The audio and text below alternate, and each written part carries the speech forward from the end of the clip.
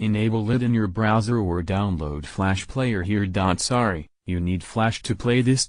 Zimbabwe's day of celebration. Zimbabwe's former vice president, whose sacking sparked events leading to the shock resignation of longtime leader Robert Mugabe, will be sworn in as the new president on Friday, state TV says. Emerson Mnangagwa, who fled to South Africa 2 weeks ago, had arrived back in the country. It added. His dismissal led the ruling party and the military to intervene and force an end to Mr. Mugabe's 37-year-long rule. The news sparked wild celebrations across the country late into the night. The announcement that the 93-year-old president was stepping down came in the form of a letter read out in Parliament on Wednesday, abruptly halting impeachment proceedings against him. In it, Mr. Mugabe said he was resigning to allow a smooth and peaceful transfer of power, and that his decision was voluntary. A spokesman for the ruling ZANU-PF party said Mr. Mnangagwa, 71, would serve the remainder of Mr. Mugabe's term until elections that are due to be held by September 2018. The state-run Zimbabwe Broadcasting Corporation (ZBC) confirmed that his swearing-in ceremony had been scheduled for Friday. Nicknamed the Crocodile because of his political cunning,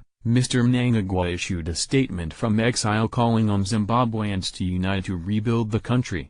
Together, we will ensure a peaceful transition to the consolidation of our democracy, and bring in a fresh start for all Zimbabweans and foster peace and unity, Mr. Mnangagwa told Zimbabwe's Newsday on Tuesday. He met South African President Jacob Zuma before leaving for Zimbabwe. Mr. Mnangagwa's firing by Robert Mugabe 2 weeks ago triggered an unprecedented political crisis in the country. It had been seen by many as an attempt to clear the way for Grace Mugabe to succeed her husband as leader and riled the military leadership, which stepped in and put Mr. Mugabe under house arrest. Under the constitution, the role of successor would normally go to a serving vice president, and one still remains in post, Felix Mfoko. However, Mr. Mfoko, a key ally of Grace Mugabe, has just been fired by ZANU-PF and is not believed to be in the country.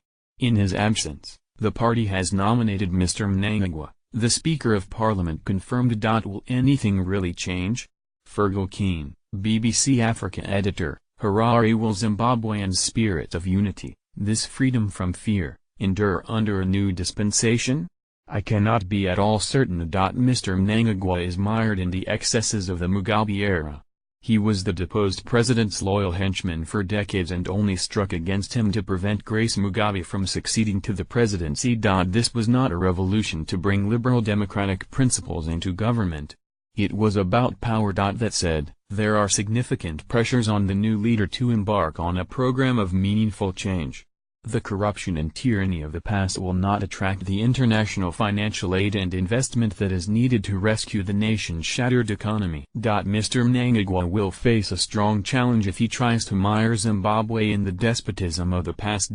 Perhaps most important is the attitude of the people. Some have questioned whether the handover to Mr. Mnangagwa will bring about real change in the country. He was national security chief at a time when thousands of civilians died in post-independence conflict in the 1980s, though he denies having blood on his hands. Enable it in your browser or download Flash Player here. Sorry, you need Flash to play this. Looking for Grace Mugabe and her heartland opposition leader Morgan Tsvangirai told the BBC he hoped that Zimbabwe was on a new trajectory that would include free and fair elections. He said Mr. Mugabe should be allowed to go and rest for his last days. Prominent opposition politician David Coulthard tweeted, "We have removed a tyrant but not yet a tyranny." African Union President Alpha Conde said he was truly delighted by the news, but expressed regret at the way Mr. Mugabe's rule had ended.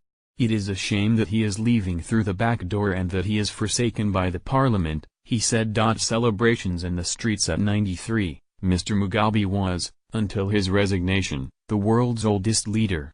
He once proclaimed that only God could remove him. Lawmakers from the ruling party and opposition roared with glee when his resignation letter was read aloud in Parliament on Wednesday. Enable it in your browser or download Flash Player here. Sorry, you need Flash to play this. Activist and political candidate Vimesh Musvaburi, we are tired of this man. We are so glad he is gone. Activist and political candidate Vimesh Musvaburi broke down in tears of joy while speaking to the BBC. "We are tired of this man. We are so glad he's gone. We don't want him anymore, and yes, today, it's victory, she said. Robert Mugabe, timeline of a political life. Enable it in your browser.